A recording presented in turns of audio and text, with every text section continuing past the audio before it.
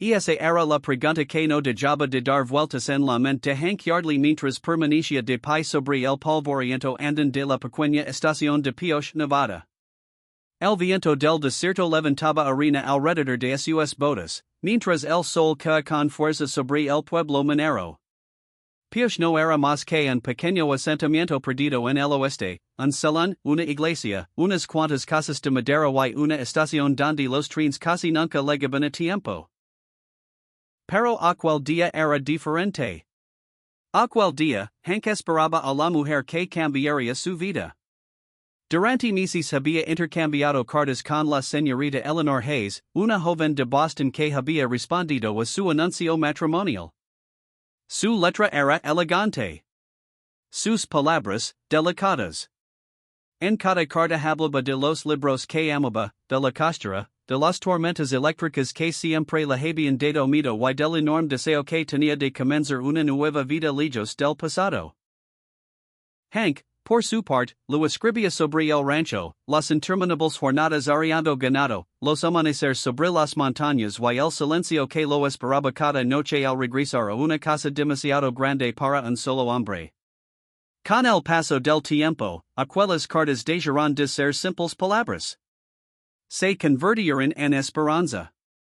Por una vez el tren viene puntual, comentó el jefe de estación mientras consultaba su reloj de bolsillo. Debe ser tu día de suerte, Hank. Hank solo respondió con una ligera inclinación de cabeza. Se acomodó el cuello de la camisa limpia que había reservado para aquella ocasión. Incluso se había recortado la barba. Algo que casi nunca hacía. Sentía un nudo en el estómago. No estaba esperando a una desconocida. Estaba esperando a la mujer que pronto sería su esposa. A lo lejos sonó el silbato del tren. El enorme monstruo de hierro apareció entre la nube de polvo. El vapor escapaba con fuerza mientras los frenos chirriaban hasta detenerse frente al andén. Uno a uno comenzaron a bajar los pasajeros. Un hombre de negocios. Una pareja con un bebé. Un minero cubierto de carbón. Y entonces. Lo vio. Pero no era la mujer que había imaginado. La joven que descendió del vagón estaba muy lejos de parecer la refinada dama de Boston que describían sus cartas. Su vestido estaba roto y descolorido. Su cabello caía desordenado sobre los hombros. Sus pies estaban completamente descalzos, cubiertos de polvo, heridas y moretones. Entre sus brazos apenas sostenía una pequeña bolsa de viaje, como si fuera lo único que le quedaba en el mundo. Su rostro estaba pálido. Un moretón marcaba uno de sus pómulos. Y cuando sus ojos verdes salvia encontraron la mirada de Hank, se llenaron inmediatamente de vergüenza. El corazón de Hank se encogió. No por decepción, sino por rabia. Rabia hacia quien fuera responsable de verla en ese estado. Se quitó lentamente el sombrero y caminó hasta ella. ¿Señorita Hayes? Los ojos de la joven brillaron con alivio. ¿Señor Yardley? Su voz era suave, aunque temblaba ligeramente. Sí. Hubo un breve silencio. Después Hank preguntó con calma. ¿Qué ocurrió? Ella tragó saliva antes de responder. Me asaltaron. Dos hombres subieron al tren en la última parada. Se llevaron todo. Mi baúl. Mi dinero. Hasta mis zapatos. Durante unos segundos Hank permaneció inmóvil. Su mandíbula se tensó. No dijo una sola palabra. Simplemente se quitó el abrigo y lo colocó con cuidado sobre los hombros de Eleanor. Ya está. Ahora está a salvo. Ella bajó la mirada. Nadie había mostrado tanta consideración por ella en mucho tiempo. Entonces Hank tomó una decisión sin pensarlo dos veces. Lo entregó su sombrero y la pequeña maleta al jefe de estación. Después ese inclino frente a Eleanor. Y, antes de que pudiera protestar. La levanto entre sus brazos. Señor Yardley! Exclamó ella completamente avergonzada. No tiene por qué hacer esto. Él respondió con absoluta tranquilidad. Tiene los pies heridos. Y la tienda queda bastante lejos. Mientras Hank caminaba por la calle principal cargándola como si no pasara nada, todos los habitantes del pueblo dejaron lo que estaban haciendo para observar la escena. Eleanor escondió el rostro sobre el hombro del ranchero. Todo el mundo nos está mirando. Hank y siquiera giró la cabeza. Que miran. Muy pronto la verán camina por estas calles con la cabeza en alto. Y vestida como Maurice. Entraron en la tienda general de Mercer. La dueña, Martha Mercer, levantó las cejas al ver a Hank entrar con una joven en brazos. Hank Yardley. ¿Qué demonios ocurrió? Él dijo cuidadosamente a Eleanor sobre el suelo. Martha. Ella es la señorita Eleanor Hayes. Mi prometida. Necesita ropa. Y también unos zapatos. Todo lo que Elijah. Cargolo a mi cuenta. Los ojos de Eleanor se abrieron de par en par. No. No puedo permitirlo. Hank la miró directamente. Si puede. Why no volveremos a discutirlo? Martha sonrió con ternura. Ven conmigo, querida. Vamos a arreglar todo esto. Mientras Eleanor desaparecía hacia el probador, Hank comenzó a recorrer la tienda. Tomó un par de botas nuevas. Un cepillo para el cabello. Un chal.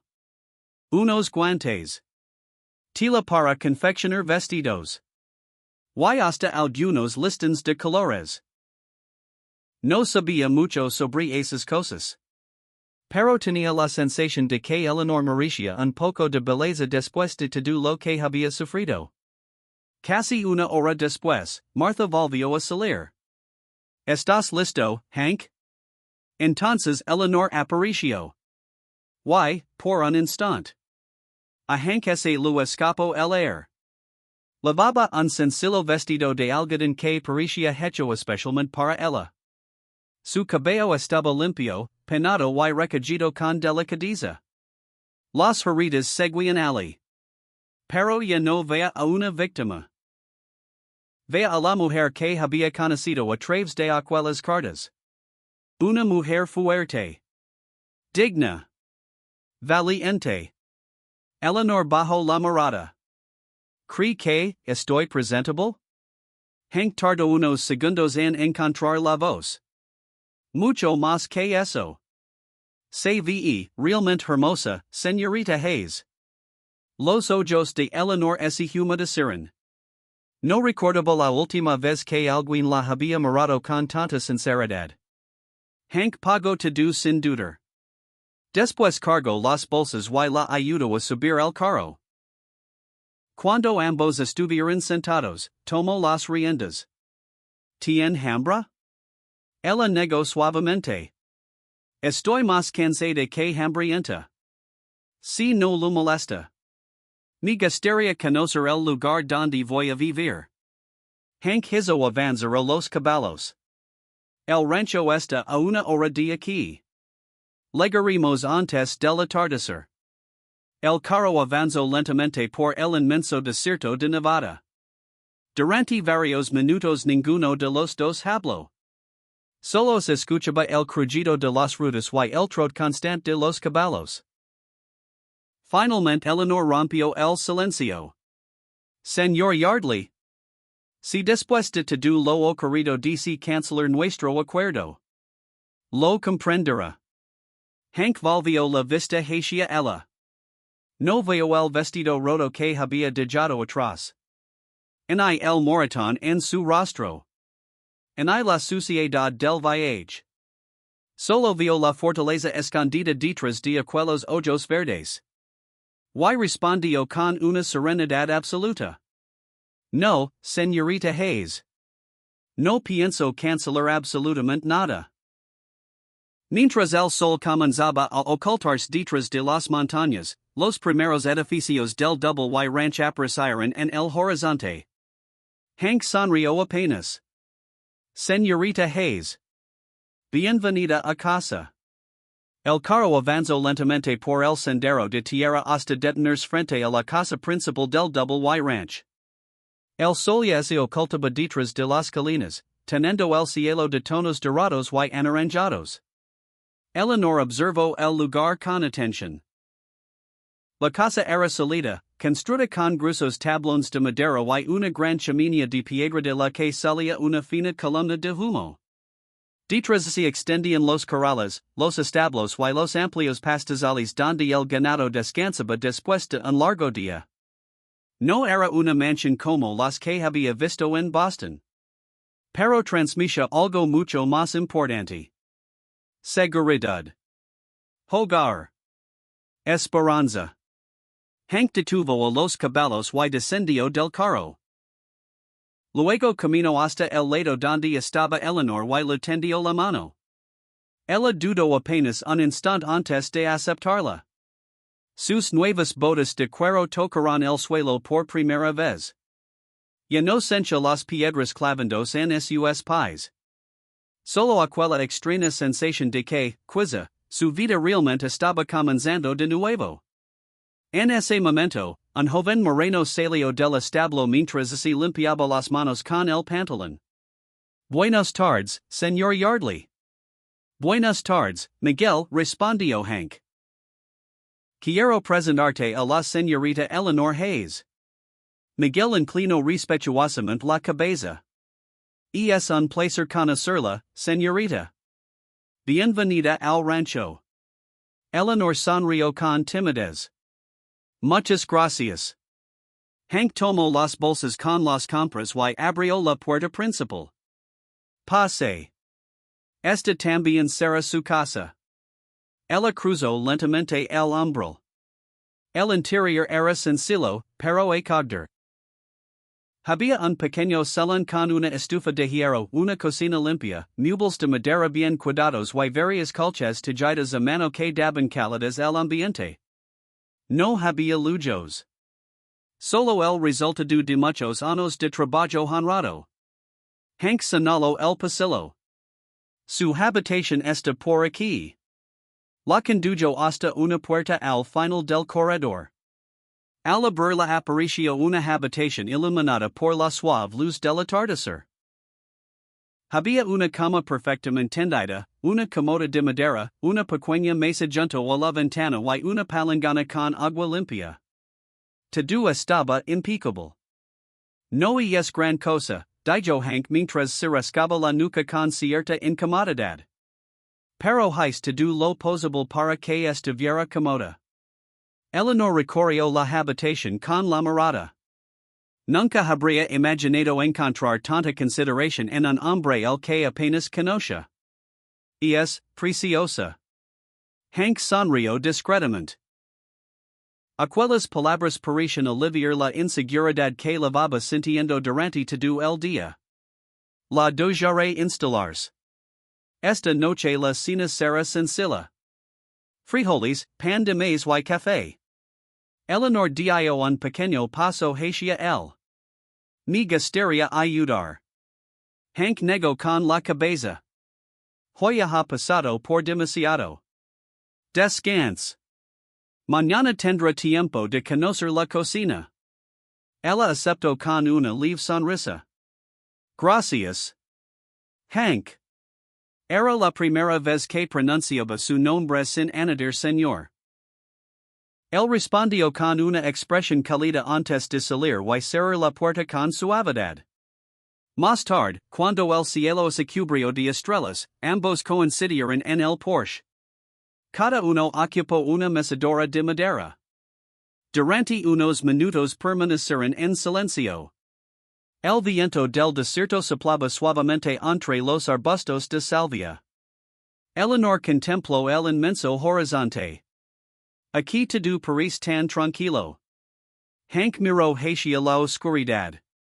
Tard muchos años en aprender a apreciar este silencio.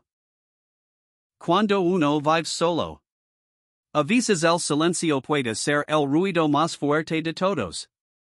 Ella comprendió perfectamente aquellas palabras. En Boston nunca faltaban los carruajes, los vendedores ambulantes o las discusiones de los vecinos. Ali, en cambio. Solo existe la inmensidad del oeste. Y, sorprendentemente, lo resultaba reconfortante. Después de unos segundos, Eleanor habló con sinceridad. Hay algo que nunca le conté en mis cartas. Hank volvió la cabeza hacia ella. Espero patientemente. Mi familia perdió toda su fortuna antes de que mi madre muriera. Cuando ella falleció. Me quedé completamente sola. No vine al oeste únicamente buscando un esposo. También buscaba una oportunidad para sobrevivir. Sus palabras quedaron suspendidas en el aire. Ella esperaba decepción. O compasión. Pero Hank únicamente respondió con serenidad. Eleanor. Nunca pedí una mujer perfecta. Solo esperaba encontrar a alguien dispuesto a construir una vida conmigo. Los ojos de Eleanor comenzaron a humedecerse. Aquellas palabras derribaban, una por una, todas las barreras que había levantado durante años. Gracias. Fue apenas un susurro. Hank continuó hablando. Y tampoco tenemos por qué apresurarnos. El reverendo viene al pueblo cada 2 domingos. Tenemos tiempo para conocernos de verdad antes de casarnos. No quiero que sienta ninguna obligación. Ella asintió lentamente. Creo que tiene razón. Por primera vez desde que había subido a aquel tren en Boston. No sentía miedo del futuro. A la mañana siguiente, el aroma del café recién hecho despertó a Eleanor. Se vistió con su nuevo vestido marrón y acomodó cuidadosamente su cabello antes de salir de la habitación. Hank ya estaba sirviendo el desayuno. Le dedicó una pequeña sonrisa. Buenos días. ¿Descansó bien? Ella tomó asiento frente a él. Muchísimo mejor de lo que imaginaba. Compartieron huevos, pan caliente y café mientras conversaban sobre el trabajo del día.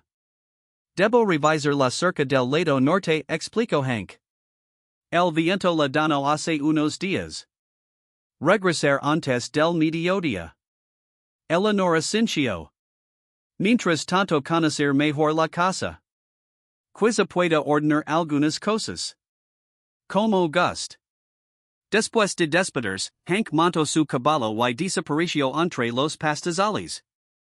Eleanor comenzó a recorrer lentamente cada rincón del hogar. Abrió armarios. Observó la cocina. Después encontró una cesta llena de calcetines rotos, camisas desgastadas y ropa pendiente de remender. Sonrió. Aquello era algo que sabía hacer desde niña. Tomó aguja y hilo. Se sentó junto a la ventana. Y comenzó a coser con la misma delicadeza con la que intentaba reconstruir su propia vida.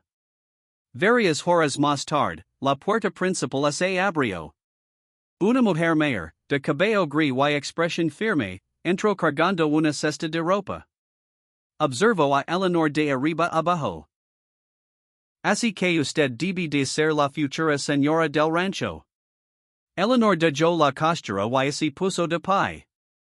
Soy Eleanor Hayes. Aunque supongo que pronto dejaré de serlo. La mujer sonrió apenas. Me llamo señora Wilson.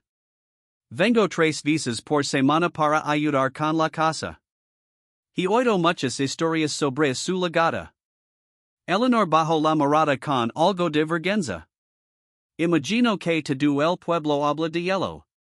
La señora Wilson soltó una pequeña carcajada. En este pueblo hablan hasta cuando una gallina pone un huevo. No se preocupe. En unos días encontrarán otro chisme del que ocuparse. Sin quererlo, Eleanor terminó riéndose también. Era la primera risa sincera que escapaba de sus labios desde que abandonó Boston. La señora Wilson tomó un delantal y así lo entregó. Vamos. Será mejor que empiece a enseñar cómo funcionan las cosas por aquí. Porque, aunque el señor Yardley sea un buen hombre, le gusta que la casa marque como un reloj. Y Eleanor estaba decidida a demostrar que aquel hogar nunca volvería a sentirse vacío. Los días comenzaron a seguir un ritmo tranquilo en el Double Y Ranch. Cada amanecer traía nuevas tareas, nuevas conversations y una confianza que, poco a poco, empezaba a crecer entre Hank y Eleanor. Bajo la guía de la señora Wilson, Eleanor aprendió rápidamente la rutina del rancho. Preparaba el pan antes del amanecer. Mantenía la casa impecable. Remendaba la ropa de trabajo de Hank y Miguel. Y, sin que nadie así lo pudiera, comenzó a llenar el hogar de pequeños detalles que hacían que todo se sintiera más cálido. Colocó flores silvestres en un viejo jarrón sobre la mesa. Cambió las cortinas gastadas por unas nuevas que cosió ella misma. Incluso organizó la despensa de una manera mucho más práctica. La casa, que durante años solo había servido para dormir, empezó a sentirse verdaderamente viva. Cuando Hank regresó aquella tarde después de revisar el ganado, se detuvo apenas cruzó la puerta. El aroma de pan recién horneado llenaba toda la cocina. La señora Wilson levantó una ceja divertida. Parece que la señorita Hayes sabe perfectamente cómo convertir una casa en un hogar. Eleanor sintió que sus mejillas se sonrojaban. Solo hay unas cuantas cosas. Hank recorrió el lugar con la mirada. Todo parecía distinto. Más luminoso.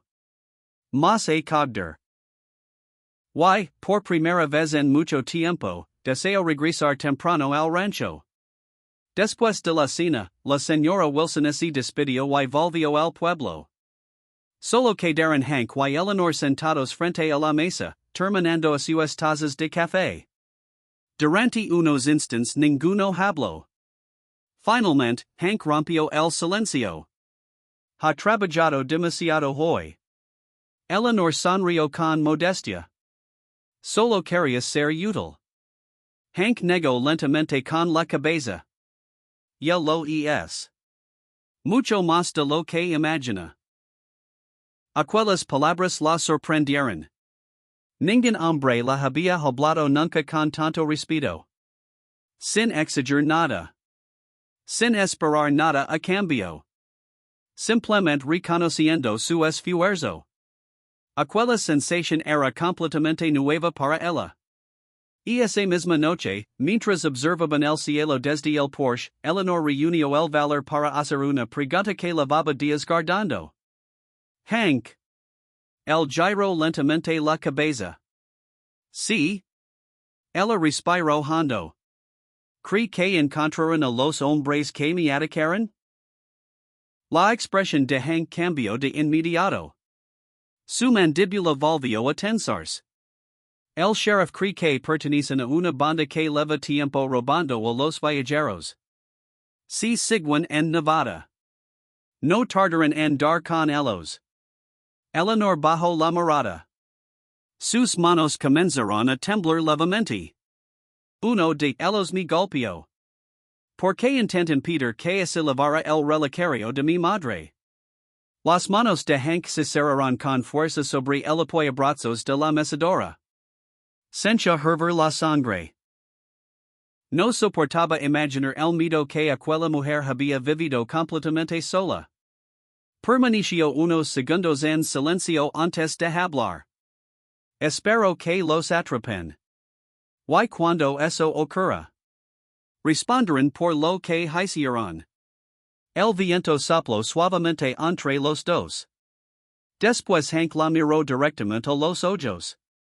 Su voz fue firme, pero llena de calma. Escuchen bien, Eleanor. Lo que ocurrió antes de llegar aquí. No define quién es usted. Ese pasado quedo atrás.